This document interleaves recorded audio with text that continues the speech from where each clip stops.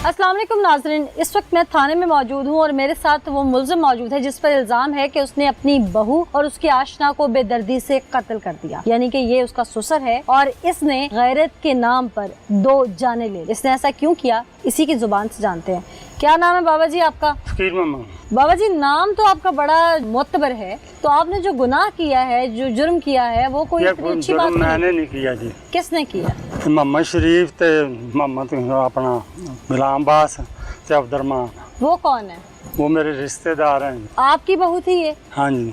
आपकी बहू को आपके रिश्तेदार क्यों कत्ल कर गए? वो जब मुंडा आया ना 12:30 का टाइम होना, कुड़ी ने बुलाया या वो आप आए, ये नहीं मैंने पता। मैं आपने आंखों से अपनी बहू की कोई ऐसी चीज नहीं देखी? नहीं, मैंने नहीं कभी देखी थी, ना मुझे मालूम ही था। पहली दफा का वाक़या। आपको महसूस भी कभी नहीं हुआ? कभी भी नहीं हुआ। यानी कि हो सकता है कि ये खाली ड्रामेबाजी हो। अच्छा, फिर? मैं वाशरूम से गया, वाशरूम से जब वापसी आया तो मैं बैठ के जाना महसूस हुई जो मैं खड़का जाऊंगा। जब मैं अंदर गया ना तो 2 जने थे, एक के 4 भाई। कौन? एक को लड़का तो मेरी नौ बैठे हुए थे, लेट रहे थे। वो जब मैंने देखा दौड़ा कपड़े पहन ला पे मैं। आपने उनको बरहना हालत में देखा है? हाँ जी, मैंने एक थप्पड़ उसके मारा, एक उसके मारा। अच्छा। और दोनों को पकड़ के ना लड़की जो आके मेरी वाइफ के पास आ गई।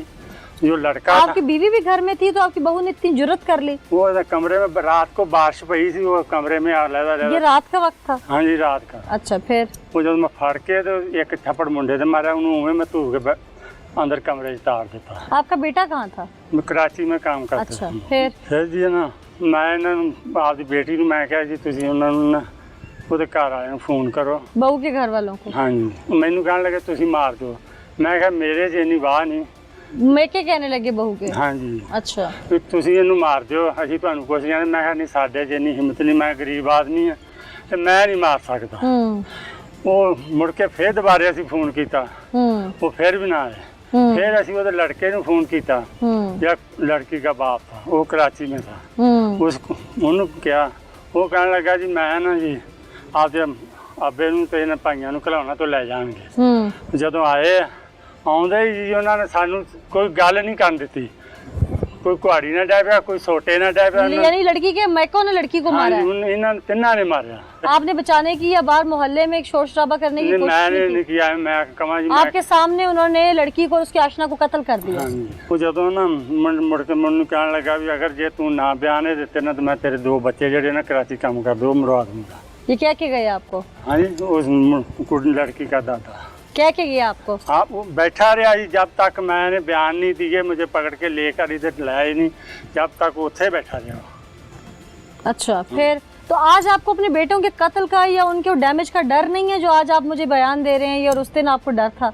लड़के उदों मेरे जदों इत्थे आ गया ना तो मैं उदों बयान बदल गया। सच अल्लाह को हाजिर नाजिर करके कह रहा हूँ, क्योंकि ये हमारी आंखें वो देख रही हैं, हमारे कान वो सुन रहे हैं जो आप बता रहे हैं, दिखा रहे हैं। पर वो जो ऊपर कैमरा लगा हुआ है ना, नीली छतरी वाला, वो उसकी लाठी बड़ी बेआवाज है, तो वो मकाफाते अमल होता है। अगर आज इस केस से आप झूठ बोल के बच भी गए तो न जाने किसी ऐसी बीमारी या केस में फंस जाएंगे जहाँ से निकलना नामुमकिन होगा। जानते हैं ना ये बात? देनदार अगले जान में देनदार है। एक कत्ल पूरी इंसानियत का कत्ल। किसी के किरदार में अगर कोई झोल है और आप उसे अपने रिश्ते में नहीं रखना चाहते, खा वो किसी किस्म का भी रिश्ता है, तो आपके पास इख्तियार है उसे रिश्ते से बेदखल करने का। हाँ जी, वो ये बात तो तुम्हारी सही है। मैंने उसको बोला था भाईजान इसको ले जाओ, हमारी जान छोड़ो, हाथ बांधे उनके आगे, लेकिन वो नहीं लेके गए। नहीं लेके आते ही रात को जिस वक्त आपने अपनी बहू को रंगे हाथों पकड़ा, उसकी कितनी देर बाद वो कत्ल हुई है? कोई घंटा 1.5 घंटा बाद जी। वो करीब ही रहते थे वहाँ पे? हाँ जी, वो आने जाने टाइम लगा उन्होंने, इतना टाइम लगा। घंटा 1.5 घंटा आपने उस लड़के को क्यों बिठा के रखा? मैंने इसलिए बिठा के लाया, उन्होंने मनना नहीं सी जी, ये तू सारे को ले जा। उन्होंने आते अपनी बेटी से कोई सवाल किया? कोई नहीं, मैं फड़ देगा तो डे पे मारना। इसके अलावा कोई बातचीत नहीं की? लड़के से कोई सवाल किया? मैंने यही। आपने लड़के से कुछ पूछने की कोशिश की, तुम कौन और कहाँ से आए और कब से ताल्लुक है? मैंने मुँह कहने लगा मैं इन्होंने तेरी ने सत्या मैंने कहने लगा। आप उस लड़के को जानते थे पहले? हाँ जानते सब। कौन था वो? आपके घर में बेदर्दी से 2 लोगों का कत्ल होता है, आवाजें बाहर नहीं जाती? क्या जंगल तो नहीं है, इलाका है? मैं देख के आई हूँ आप लोगों के घर। आप जो मुझे बता रहे हैं उसमें कितनी सच्चाई है वो तो हम पुलिस से ही पूछ लेंगे। नाज़रीन, ये जो मेरे सामने बुजुर्ग खड़े हैं जिन्होंने पहले आके थाने में बयान दिया कि मैं ये आला कत्ल लेके आ चुका हूँ और मैंने बेदर्दी से 2 लोगों को कत्ल कर दिया है। अब चूँकि चंद दिन के बाद वो अपना बयान बदलते हैं और वो कहते हैं कि वो लड़की जिसके घर वालों ने सुर्ख जोड़े में बया के इनके घर भेजी थी 4 माह कबल, वो खुद आए हैं और अपनी बेटी को बेदर्दी से कत्ल करके चले गए हैं और साथ में उसका आशना भी उन्होंने जान से मार दिया है। वो लड़की की फैमिली मंजर आम पर नहीं आई, उसके पीछे उनका बिरादरी का कल्चर था या कोई प्रेशर था या क्या था, ये बातें तो इन्वेस्टिगेशन में सामने आएंगी, लेकिन पुलिस ने अभी तक इंटरोगेट किया। हमारी पूरी कोशिश है कि सच्चाई आपके सामने रखी जाए। पुलिस ने क्या इंटरोगेट किया इन्हीं से जानते हैं। SHO साहब भी हमारे साथ मौजूद है। हक़ाइक़ क्या है? एक शख्स जो गिरफ्तारी देता है उसका बयान पहले कुछ है, फिर अचानक वो अपना बयान बदलता है। दिन दिहाड़े या रात के पहर 2 लोग कत्ल होते हैं। जंगल नहीं है, भरा हुआ गांव है, वो कोई ऐसा गांव भी नहीं जो पहलियों में दूर दूर घर हो, किसी को आवाज़ नहीं जाती है। मतलब क्या अंदर कोई मुर्गी ज़िबा तो नहीं हुई, 2 इंसान ज़िबा हुए हैं। जी बिल्कुल। तो कैसे ये सारा मामला हुआ? इसके पीछे कौन है असल कसूरवार? असल में जब पुलिस को इतला मिली, मैं अपनी पार्टी के साथ वहाँ पे मौके पे गया, तो सबसे पहले मैंने जब देखा वहाँ पे 2 लाशें पड़ी हुई थी, एक लड़की थी और एक लड़के की थी। उनका इंटरोगेट किया, चेक किया मैंने। एक का नाम सफियान था, एक का नाम लड़की का रिमशा था। उस वक्त मौके पे घर पे मुझे सबसे पहले ये बंदा मिला मुझे, फ़कीर हुसैन। इसने कन्फेशन किया, इसने कहा कि मेरे घर में ये रात को तकरीबन 12 सवा 12 के करीब ये एंटर हुआ है। जब मैं वॉशरूम में गया हूँ और जब मुझे आवाज़ आई बैठक में से, तो मैं अंदर गया हूँ, देखा है इन्हें गैर हालत में देखा, वरना हालत में मैंने देखा है। और मैंने ये बर्दाश्त नहीं कर सका मैंने इनको लेके आया, पकड़ के लेके आया, धक्के दिए, मारा और एक लड़के को मैंने बंद कर दिया कमरे में और लड़की को कत्ल कर दिया कमरे में बैठ के। अच्छा। एक लड़की को मारा, फिर मैंने लड़के को मारा, फिर मैंने इनके वुरसा जो थे, जिसका नाम ले रहा है शरीफ वगैरह, जो इनके बड़े करीबी अजीज हैं, उन्हें कॉल की, वो मौके पे आए, देखा उन्होंने मामला ये कहता। लेकिन FIR किसकी मुद्दत में थी?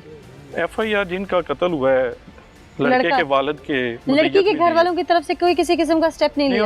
उन्होंने दी हुई है स्टेटमेंट, वो भी इसी का इल्जाम लगाते थे, इसी पे। और अब ये लड़की के मैके पे इल्जाम लगा रहा है कि इस बात में कोई सच्चाई आपको लगती है? नहीं, उस वक्त ये इसने कन्फेशन किया था, मेरे सामने किया, यानी कि अभी ये किसी वकील के कहने पे बयान बदल रहा है। हाँ, मैंने इसे ये भी पूछा कि तुम एजेड हो, ये सारा मामला कैसे कर सकते हो? पॉसिबल है कि इसने बेटों से मिलके किया हो। इसने कहा कि मुझे जब बंदे को गैरत आती तो बंदा कुछ कर बैठता है। न्यूली मैरिड लड़की किसी के इश्क में मुब्तला थी या इन्होंने महज शक की बुनियाद पर जो है ये सब कुछ किया है?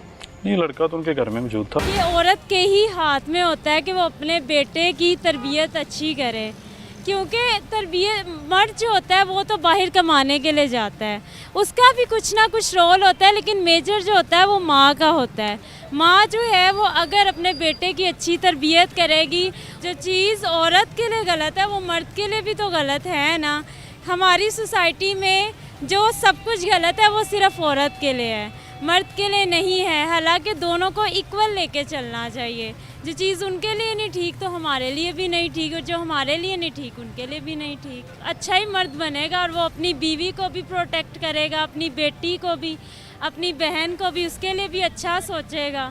क्योंकि एक मर्द जो है वो अगर अपनी बीवी, अपनी बेटी, अपनी माँ के साथ अच्छा सलूक करता है तो उससे आगे उसकी बेटी के साथ भी फर्दर वैसा ही अच्छा सलूक होता है। मैं हूँ, मेरी बहन है, हम दोनों तो अक्सर अपने भाइयों, दो भाई हैं मेरे, और दोनों को गाइड करते हैं कि उनके साथ ऐसे ना करना, उनको फ्रीडम देना, उनका ख्याल करना, क्योंकि ज़िंदगी मकाफ़ाते अमल है। आप जैसा किसी के साथ करते हैं ना वो पलट के आपके ऊपर ही आता है।